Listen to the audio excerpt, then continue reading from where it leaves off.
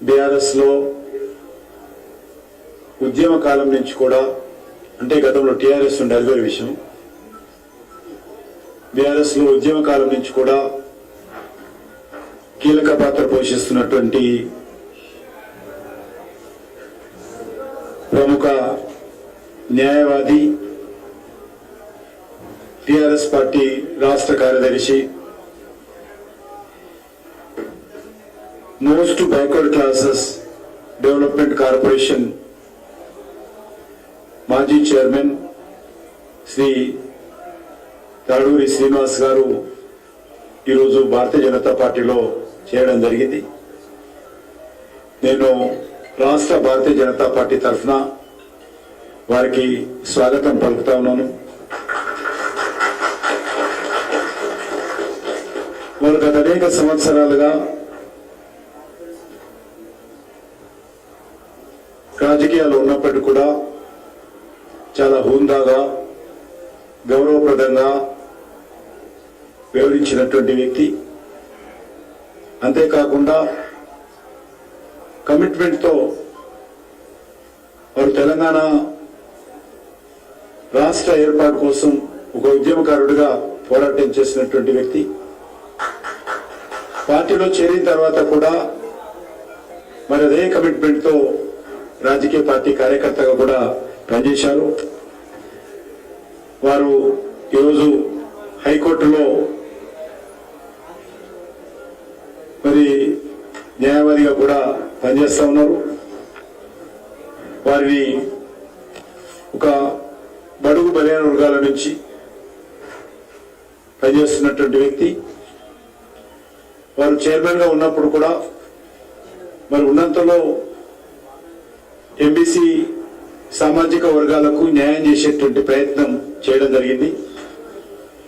ఈరోజు రానున్నటువంటి పార్లమెంట్ ఎన్నికలు దృష్టి పెట్టుకుని దేశంలో ఇప్పుడున్నటువంటి పరిస్థితుల్లో ప్రధానమంత్రి గారు మళ్ళీ ప్రధాని కావాలి నరేంద్ర మోడీ గారు అనేటువంటి ఒక లక్ష్యంతో ఈరోజు భారతీయ జనతా పార్టీలో చేరుతున్నారు. వారిని మనస్ఫూర్తిగా స్వాగతం పలుకుతా ఉన్నాను.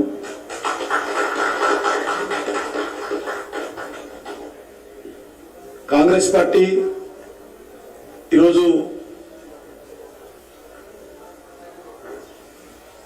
అమలు కానటువంటి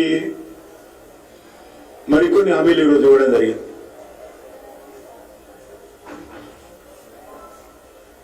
కాంగ్రెస్ పార్టీ గత శాసనసభ ఎన్నికల్లో అనేక హామీలు ఇచ్చారు. అది రైతు డిక్లరేషన్ పేరుతో కానీ, యూత్ డిక్లరేషన్ పేరుతో కానీ, మహిళా డిక్లరేషన్ పేరుతో కానీ, బీసీ డిక్లరేషన్ పేరుతో, మైనార్టీ డిక్లరేషన్ పేరుతో అన్ని వర్గాలను కూడా మభ్యపెడుతూ మోసం చేస్తూ మరి హామీలు ఇచ్చారు. ఎలక్షన్ మేనిఫెస్టోలో అనేక రకాల హామీలు ఇచ్చారు. గ్యారంటీల పేరుతో 6 గ్యారంటీ ఇచ్చారు, 100 రోజుల్లో అమలు చేస్తామని. ముఖ్యమంత్రి ఒక అడుగు ముందుకెళ్ళి ఎవరైనా పొరపాటున బ్యాంకులు మీరు అప్పులు కడితే వెంటనే మళ్ళీ తీసుకోండి 2 లక్షల అప్పులు, డిసెంబర్లో నేను అధికారంలోకి వస్తాను, కాంగ్రెస్ పార్టీ సోనియమ్మ రాజ్యం వస్తుంది, అప్పుడు మేమే తీరుస్తాము కాబట్టి మళ్ళీ వెంటనే తీసుకోండి అని చెప్పి కూడా రైతులను మభ్యపెట్టేటువంటి ప్రయత్నము, మోసం చేసేటువంటి ప్రయత్నం చేస్తా ఉన్నాను. నేను ముఖ్యమంత్రి గారిని అడుగుతాను, మీకు 100 రోజులు అంటే ఎప్పుడు అవుతుంది? మీకు డిసెంబర్ అంటే ఏ డిసెంబరు? 23 డిసెంబరా లేకపోతే మరీ డిసెంబరు? దానికి తోడు ఈరోజు అనేక రకాల హామీలు. ఈరోజు కాంగ్రెస్ పార్టీ పని ఎట్లా ఉందా అంటే గాల్లో దీపం పెట్టి దేవుడు అన్నట్టున్నది. కాంగ్రెస్ పార్టీ ఈరోజు మసిబూసి మారడికాయ చేయబోయే ప్రయత్నం చేస్తాం. నేను రేపు ఏం మొక్క పెట్టుకొని మీరు తుగ్గూడలో మీటింగ్ పెట్టాలని అడుగుతా ఉన్నాను. ఏం సాధించాలని అడుగుతా ఉన్నాను. మీకు పార్లమెంట్ ఎన్నికల్లో ఓటు అడిగేటువంటి నైతిక హక్కుందా కాంగ్రెస్ పార్టీకి అడుగుతా ఉన్నాను. ఇచ్చినటువంటి హామీలు అమలు చేయకుండా ముఖ్యమంత్రి గారు అంటారు తెలంగాణలో 17 సీట్లు గెలవాలి, రాహుల్ గాంధీ ప్రధాని కావాలా, కేంద్ర ప్రభుత్వం పైసలు ఇవ్వాలా, ఈ గ్యారెంటీలు అమలు చేయాలా. అంటే ప్రత్యక్షంగా పరోక్షంగా గ్యారెంటీలు అమలు చేయమని ముఖ్యమంత్రి గారు ఒప్పుకుంటున్నారు. ఎందుకంటే కనుచూపు మేరలో రేవంత్ రెడ్డి ముఖ్యమంత్రి ఉన్న రోజులు రాహుల్ గాంధీ ప్రధానమంత్రి కాలేడు. అసలు రాహుల్ గాంధీ ఈ దేశానికి ప్రధానమంత్రి అవుతాడో ఎన్నికల తర్వాత విదేశాల్లో పోతాడో తెలియదు. మరి తెలంగాణ ప్రజల సంగతిని అడుగుతాను. తెలంగాణ గ్యారంటీల పేరుతో ఓట్లు వేసుకొని ఎమ్మెల్యేలు అయ్యారు, మంత్రులు ముఖ్యమంత్రులు అయ్యారు కదా, మా సంగతి ఏంటని అడుగుతాను. ఈరోజు రాష్ట్రంలో రైతు అనేక రకాల ఇబ్బందులు పడుతూ ఉన్నాడు. భూగర్భ జలాలు అడుగండిపోయాయి, బోర్లు ఎండిపోయాయి, పశువులకు కూడా నీరు లేనటువంటి పరిస్థితి మనం చూశాం పేపర్లో. తాగునీటి కోసం కొంతమంది ఐఏఎస్ ఆఫీసర్స్ ను బాధ్యతలు పెట్టి మేము సమస్య ఎదుర్కొంటామని చెప్పారు. మరి రైతుల సంగతి అడుగుతా ఉన్నాం. పంటల సంగతి ఏంటి, పశుగ్రాసం సంగతి ఏంటి, పశువులకు నీళ్ళేంటి, ఎండిపోతున్నటువంటి పంటల గురించి ఏంటి? మీకు తుగ్గుడ meeting, Andhra meeting, Tamil Nadu meeting, Bombay meeting, Delhi meeting, ఇదే సరిపాయి మీకు.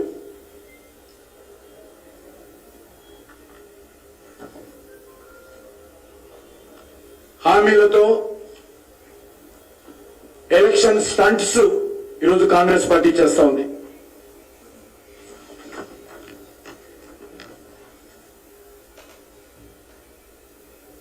అందుకే భారతీయ జనతా పార్టీ తరఫున ఈరోజు గ్యారంటీల పైన, కాంగ్రెస్ గ్యారంటీల పైన ప్రశ్నిస్తున్న తెలంగాణ రైతు పేరుతో మేము టోకన్ అనేక మండలాలలో ప్రొటెస్ట్ కార్యక్రమాలు చేయడం జరిగింది. దేశంలో ఎక్కడ లేదు కరెంటు కోతలు.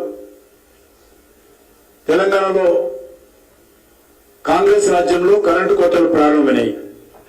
బీజేపీ అధికారంలో ఉన్నటువంటి ఏ రాష్ట్రంలో కూడా ఇంత కోతలు లేవు. అందుకే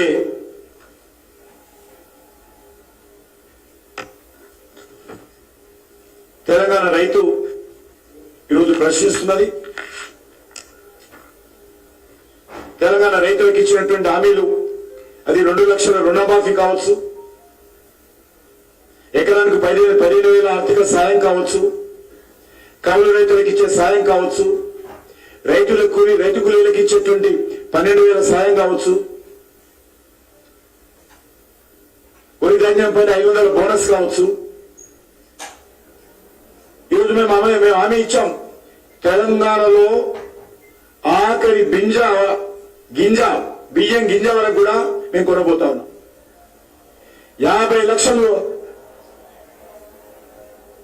టన్నుల బియ్యం కొంటామని, మెట్రిక్ టన్నుల బియ్యం కొంటామని హామీ ఇచ్చాం. భవిష్యత్తులో ఇంకా పెరిగినా కూడా కొంటాం. మరి ఈరోజు దానిపైన మీరు ఇస్తానటువంటి బోనస్ గురించి ఇంతవరకు రైతులకు ఒక స్పష్టమైనటువంటి అవగాహన ఇవ్వలేదు. నిన్నటి నుంచి కొంటున్నది ఎఫ్సి, సివిల్ సప్లైస్ కార్పొరేషన్, ఎఫ్సిఐతో అగ్రిమెంట్ చేసుకున్నాం మేము. కానీ ఈరోజు మనం చేస్తా ఉన్నాం. తుగ్గూడలో కాంగ్రెస్ సభ పేరుతో ఏదైతే కథ నడపాలని చూస్తున్నారో, ప్రజలు, తెలంగాణ ప్రజలు అమాయకులు కాదు. కేసీఆర్ ఇదే విధంగా మోసం చేసే ప్రయత్నం చేశారు. కేసీఆర్ ఫామ్ హౌస్ కు పంపారు. మీరు ఈ పార్లమెంట్ ఎన్నికలు ఓటు అడిగే ముందు చాలా స్పష్టంగా తెలంగాణ ప్రజలకు ఇచ్చినటువంటి అన్ని గ్యారెంటీలు అమలు చేస్తేనే మీకు తెలంగాణ ప్రజల నోటు అడగాలి, లేకపోతే మీకు ఓటు అడిగేటువంటి నైతిక హక్కు లేదు. 100 రోజులు అమలు చేస్తామని చెప్పారు. మీ 100 రోజులు ఎప్పుడు వస్తాయో రాహుల్ గాంధీ చెప్పాలా? మీకు 100 రోజులు అంటే ఎన్ని రోజులు చెప్పాలి కాంగ్రెస్ లెక్కలో? అందుకే భారతీయ జనతా పార్టీ తరఫున తెలంగాణ ప్రజానీకాన్ని మనవి చేస్తా ఉన్నాను. తెలంగాణ ఈ కష్టకాలంలో అండగా ఉండేది నరేంద్ర మోడీ గారు. తెలంగాణలో అభివృద్ధిలో కీలక పాత్ర పోషించేది నరేంద్ర మోడీ గారు. గత 9.5 సంవత్సరాలుగా 10 లక్షల కోట్ల రూపాయలు తెలంగాణ అభివృద్ధి కోసం కేంద్ర ప్రభుత్వం ఖర్చు పెట్టింది. తప్పకుండా రేపు పార్లమెంట్ ఎన్నికల్లో బీజేపీ అత్యధికమైనటువంటి సీట్లు గెలవాలి. కాంగ్రెస్ పార్టీ ఉన్నటువంటి 40 సీట్లు కూడా దేశంలో గెలిచే పరిస్థితి లేదు.